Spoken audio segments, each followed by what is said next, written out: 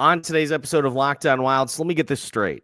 Bill Guerin traded 2 bottom 6 players for 1 bottom 6 player? Hey, this is Matt Boldy, and you're listening to Locked On Wild. You're Locked On Wild, your daily podcast on the Minnesota Wild. Part of the Locked On Podcast Network, your team every day. What's happening, everybody? Welcome into another episode of Locked On Wild, your daily Minnesota Wild podcast. Part of the Locked On Podcast Network.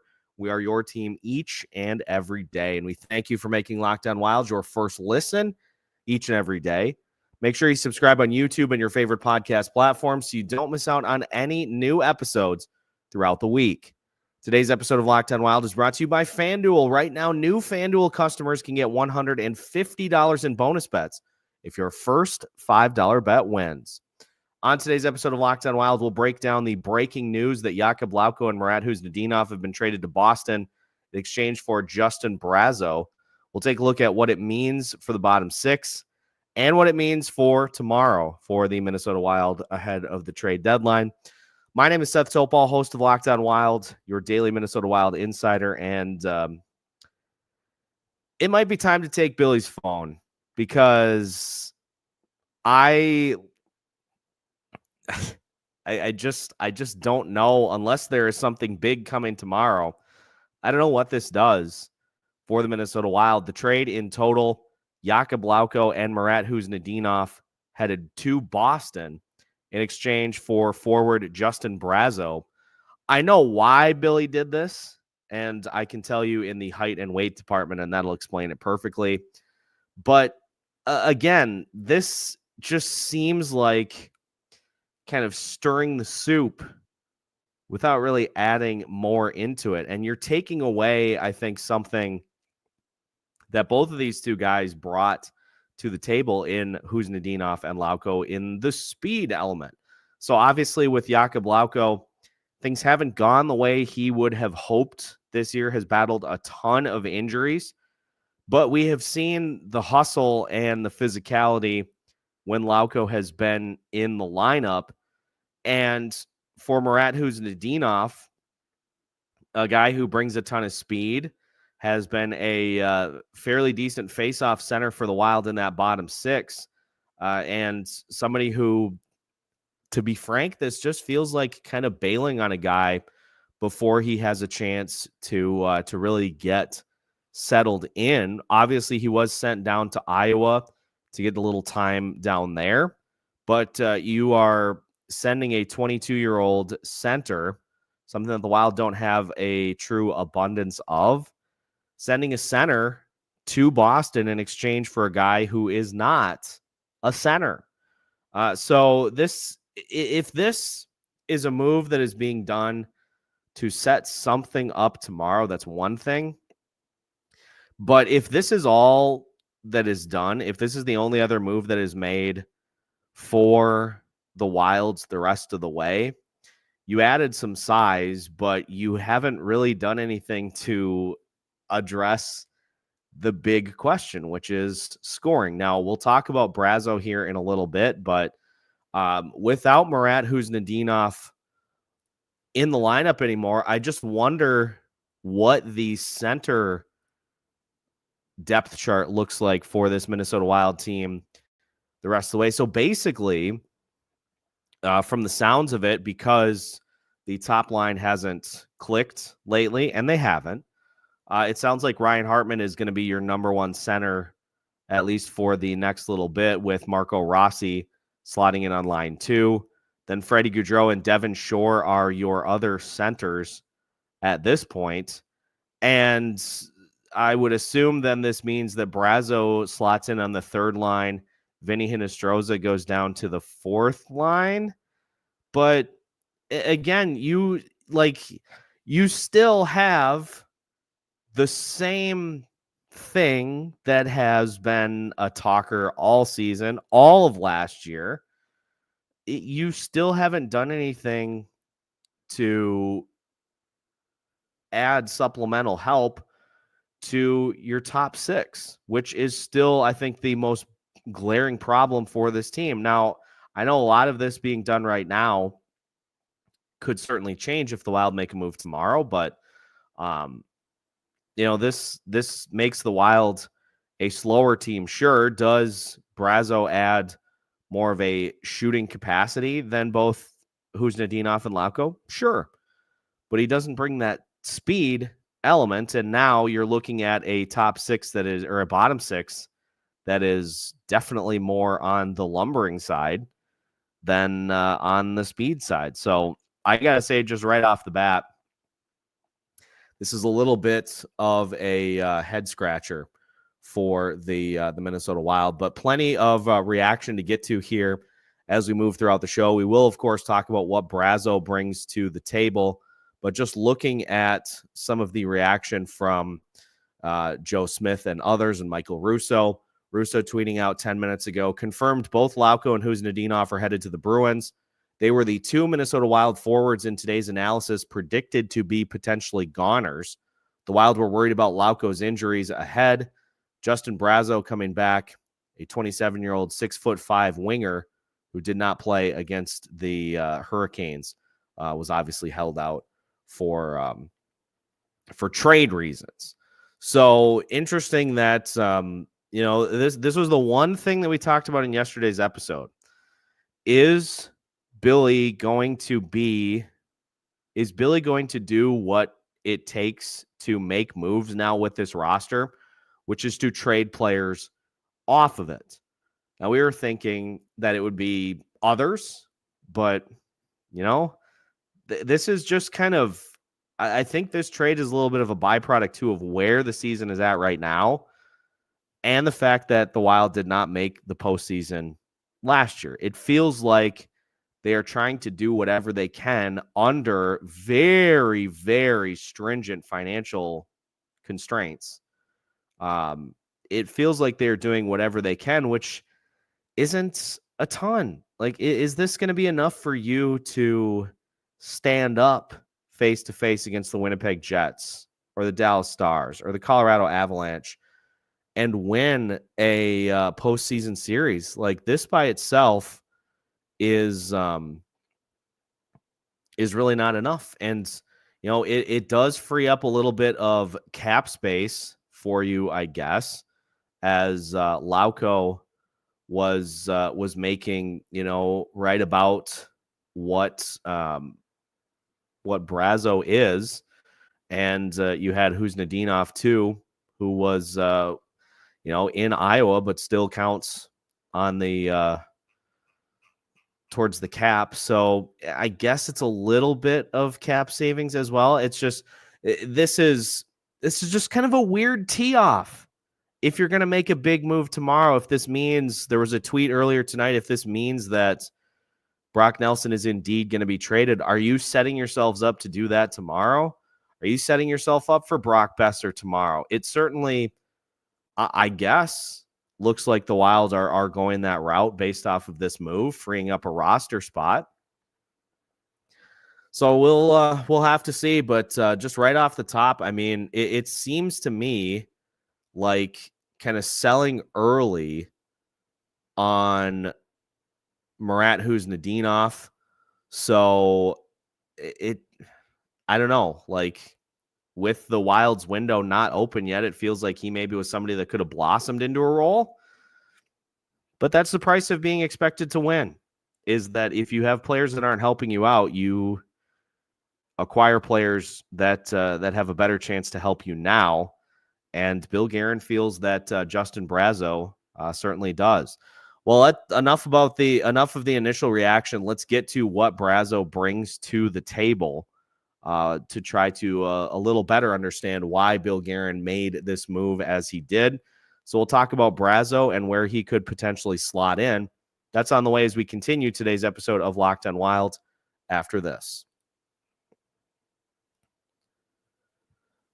Today's episode of Locked on Wild is brought to you by FanDuel. When the game tips off, the NBA action is just getting started, and there is no better place to get in on it than FanDuel, America's #1 sportsbook. With FanDuel, you can place live bets throughout the game, so even if you miss the opening tip-off or want to bet on a fourth quarter comeback, you can stay in the action. And if you're looking for a bigger payout, you can even combine your bets into a same game parlay. My favorite part about the FanDuel experience is, let's just take Major League Baseball, for example. With spring training getting underway, you might be starting to look at some futures bets. For instance, if you think the Minnesota Twins are going to win the division, you can throw down on that. But you can also, on a game-by-game basis, make some quality bets as well. You may think, hey, I think Carlos Correa is going to go deep in the fourth inning in this at-bat. You can bet on that. There are endless options for you to make FanDuel a truly unforgettable experience. And right now, new FanDuel customers can get $150 in bonus bets if your first $5 bet wins. Just visit FanDuel.com to join today. That's FanDuel.com for your shot at $150 in bonus bets. Make every moment more from FanDuel, the official sports betting partner of the NBA. Welcome back to today's episode of Locked On Wild. Once again, we thank you for making Locked On Wild your first listen each and every day. And we thank you for tuning in each and every day, including, good thing we waited till tonight for today's show to break some 9:30 p.m. NHL trades, as Bill Guerin acquiring Justin Brazeau from the Boston Bruins in exchange for Jakub, Lauko, and Marat, Khusnutdinov. So let's talk about Brazeau a little bit. Brazeau comes in 6'6", 227. That's the reason Bill Guerin made the move right there, because this team does not have a dearth of size. And in order to be able to survive through the rest of the regular season against the opponents that the Wild will have to go up against, you're going to need a little bit of size. You're going to need some size. But again, if the Wild do nothing to address the top six, this doesn't really... This is just kind of it's not really a needle mover. Brazeau, in 57 games so far this year, has 10 goals, 10 assists, 20 points on the season. He has 138 shots on goal in 57 games, 26 blocks, 89 hits. He's played just under 13 minutes per night on the ice. He's shooting 12.8% on the season. He played in 19 games last year with Boston as a 25-year-old. That was his first break into the NHL as a 25-year-old. So now playing as a 26-year-old. And as has been shared quite a bit on X here tonight, no goals in the last 17 games for Brazeau. So he's going to fit in just fine. Some of the underlying numbers for Brazeau, and again, he's not a center. He has taken 13 total faceoffs this year. So he is going to come in as a wing on probably, I would guess, the third line for this Minnesota Wild team. His Corsi numbers in all situations is at 52.3%. So just slightly above that, where that 50% area where you want it to be. And on the season, he has been on the ice for 28 total goals, 27 goals against. So +1 in all situations in the goals department so far. Now, if we look at some other numbers, defensive point shares at 2.1 on the season, which if we look at where that factors in with the Minnesota Wild, that would put him right in the top 10 amongst Minnesota Wild players.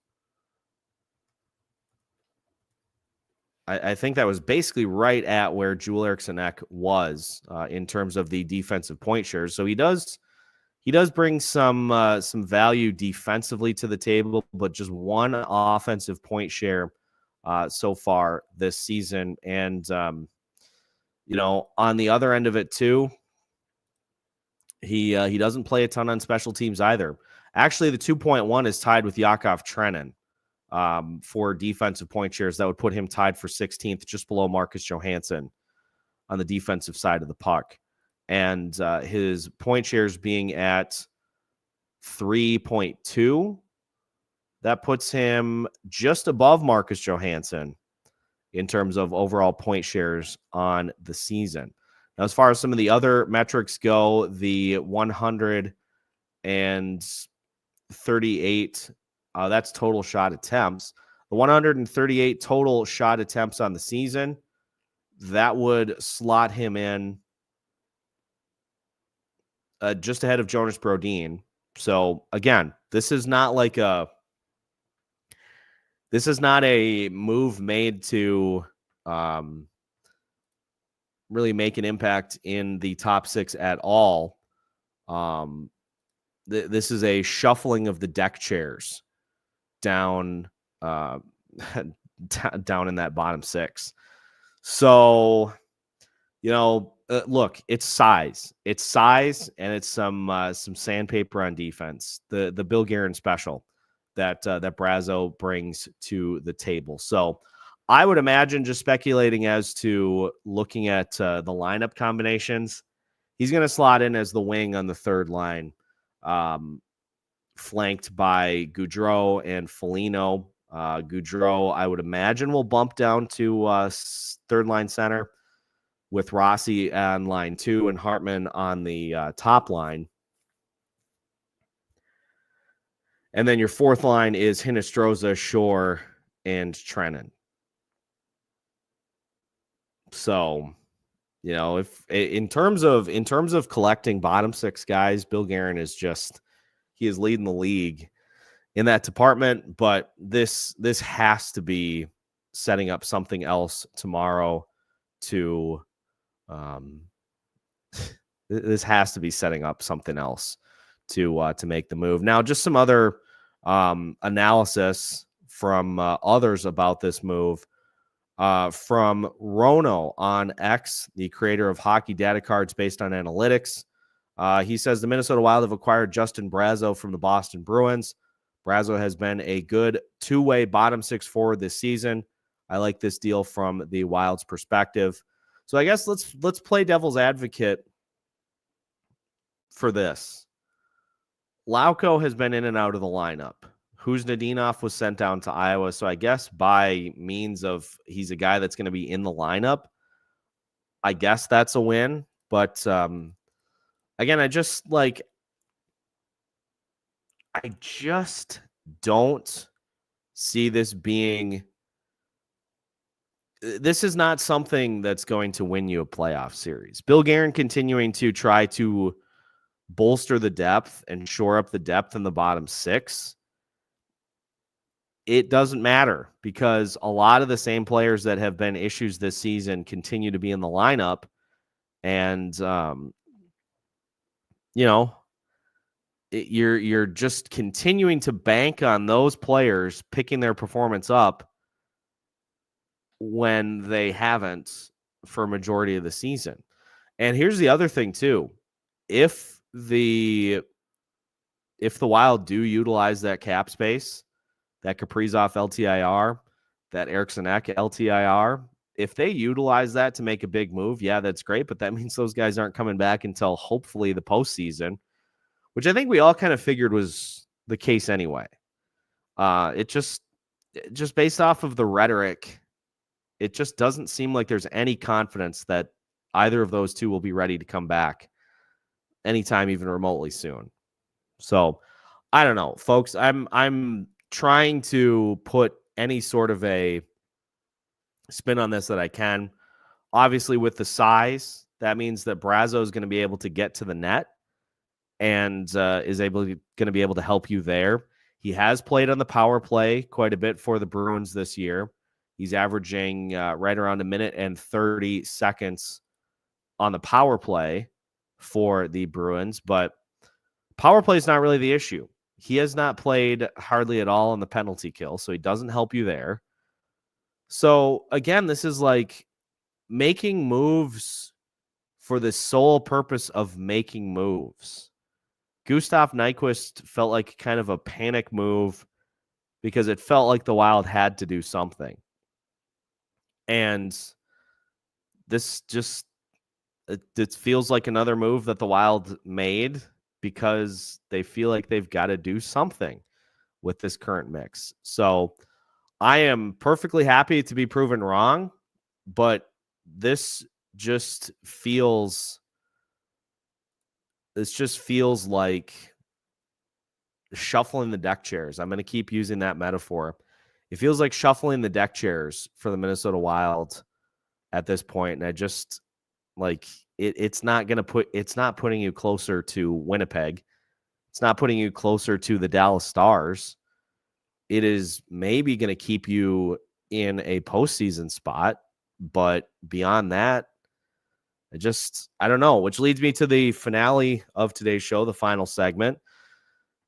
If you're Bill Guerin, you're setting up for something tomorrow. You have to be, because if you do this and you just end up on red tomorrow,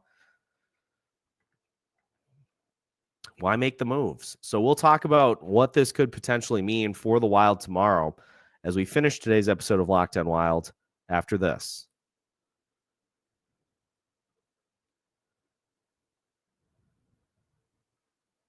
Final segment of today's episode of Locked On Wild. Once again, we thank you for making Locked On Wild your first listen each and every day. We will have a live trade deadline reaction show for you on YouTube tomorrow. I think it'll be right around 3 o'clock. I do have a meeting for work at 2:45, so hoping for right around 3 o'clock. We'll put it on YouTube here tonight so that it's up and everybody knows about it. And if we need to move the time back a little bit, we certainly will. But we'll react to what we see throughout whatever Minnesota is setting up to do, whatever the rest of the Central Division does. We'll take a look at all of that here for you in real time and react to some of the moves that come right down to the deadline tomorrow. Trade deadline's usually a fun day, so hopefully we'll have plenty to talk about on tomorrow's live show. So make sure to join us a little after 3 o'clock, and we'll break down whatever happens. And it just in just talking with like Alex and some of the other Wild Twitter personalities here tonight, it just feels like this is setting up for Bill Guerin to do something tomorrow, which likely means a couple of things. I'm just going to go and assume that this is going to mean that there's going to be an overpay. Now, there was a tweet earlier tonight in which it was said that it sounds like Brock Nelson, Arthur Staple, hockey columnist for The Athletic, covering the Isles and the Rangers, he tweeted out, he said, sounds like Brock Nelson will be traded by the Isles. So whether it be Brock Nelson, whether the Wild get in on Brock Boeser to kind of set up for a potential for him to, stay in Minnesota for a few years after the deadline is up, after the season is up. I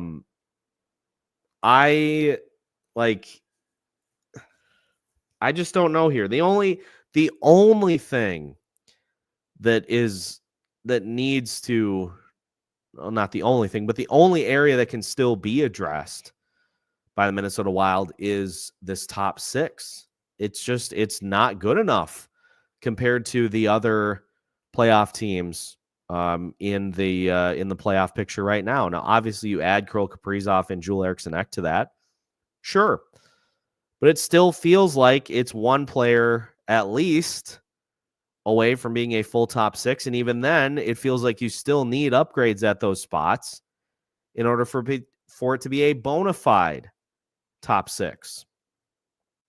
So this is the result of not making the postseason last year, operating on a system where the goal is to get to the playoffs, is that you find yourselves in situations like this where you've been able to have success and you feel like you absolutely have to make a move because as good of a shot as you've had, this could be it. I don't know if I agree,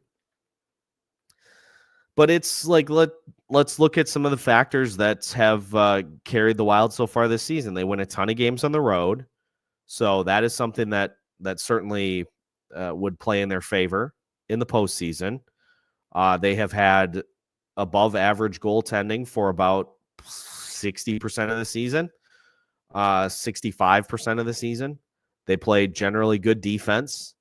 Those are all things that are the mark of playoff teams, but the offense and the special teams have been well below average for most of the season. You can get through the playoffs with a substandard power play, but if your penalty kill is not above average, you're doomed. And unless Bill Guerin finds a way to completely flip that thing around, which guess what? It's been a problem for close to 3 years now. So a deadline deal, I hate to say it, a deadline deal is not going to fix that because it's been a problem through 2 coaching regimes, 3 different seasons, and has been covered up by 2 different instances in which, number one, Philip Gustafsson was a Vezina candidate, should have been a Vezina candidate. So he made a ton of saves, which helped cover up some of those deficiencies. And in one of the other years, the Wild just outscored everybody for pretty much the entire season. That penalty kill has not been, it's been bottom third for 3 full seasons at this point. And if you think that it's just suddenly not going to become a problem against the likes of Dallas, against the likes of Colorado, against the likes of Winnipeg, I'm sorry to tell you that is not the case. Good teams find a way to exploit those things.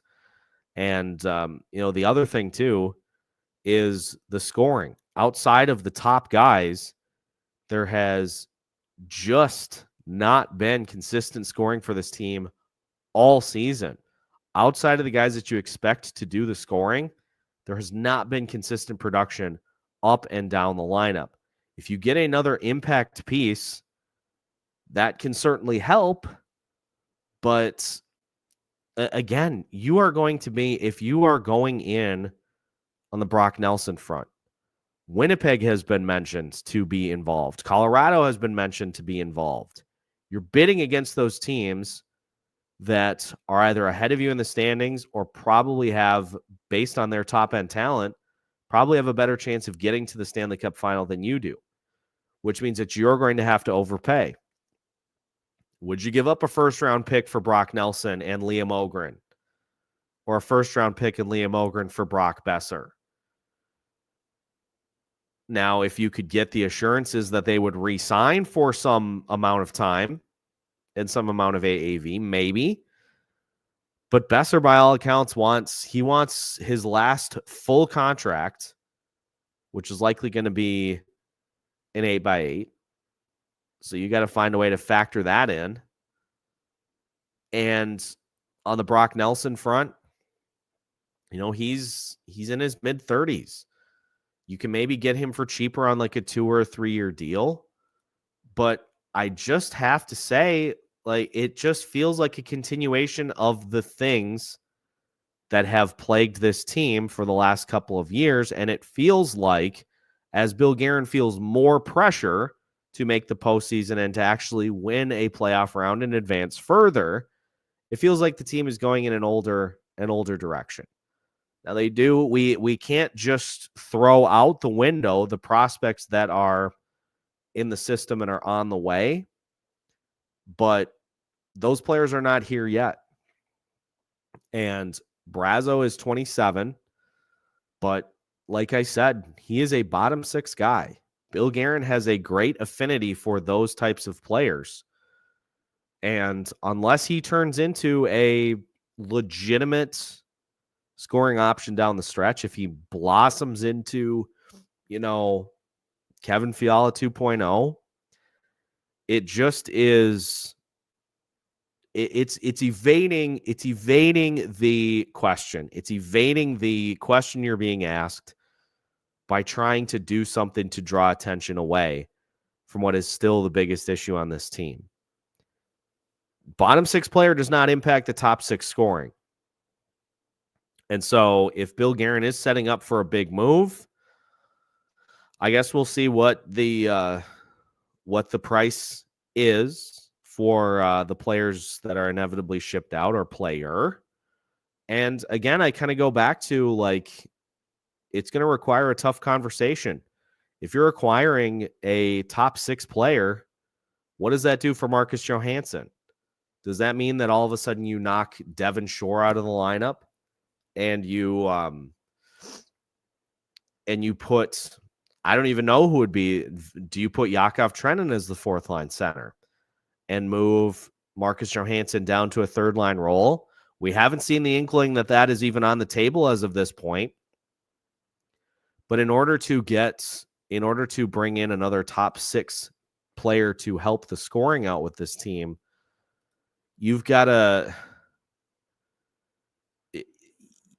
have to move somebody else off this roster. I hope and pray it's not Marco Rossi, because it feels like that would be a backwards move. But Bill Guerin's feeling the heat. And so he's going to do whatever it takes to win right now. Whatever it takes.